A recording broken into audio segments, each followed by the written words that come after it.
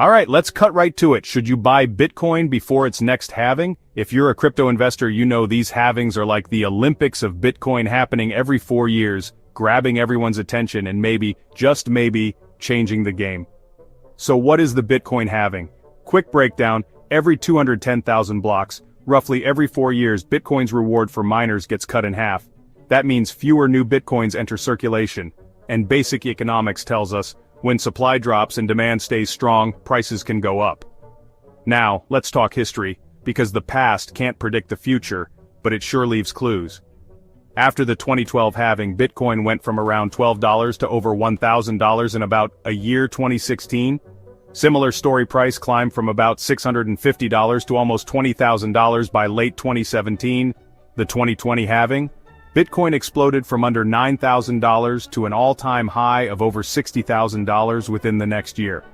That's not just a coincidence, that's a pattern. But here's what a lot of people get wrong.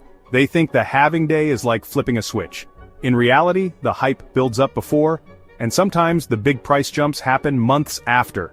There's no guarantee the price will skyrocket immediately. Sometimes the market prices in the halving early, and sometimes it takes a while for things to heat up.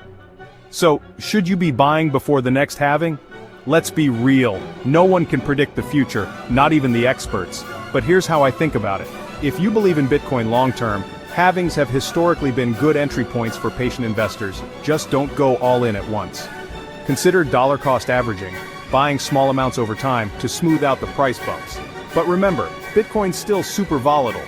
Price swings of 10% in a day aren't rare. Only invest what you can afford to lose. And if you're new to crypto, take some time to learn the basics before jumping in. In the end, the halving is just another chapter in Bitcoin's wild story.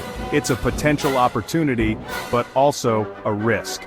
If you're thinking about jumping in, make sure it fits your strategy and your comfort level. And hey, whatever you decide, don't forget to buckle up. In crypto, the ride is always wild. If you found this helpful, hit that like button and subscribe for more insights. Thanks for watching, and good luck out there.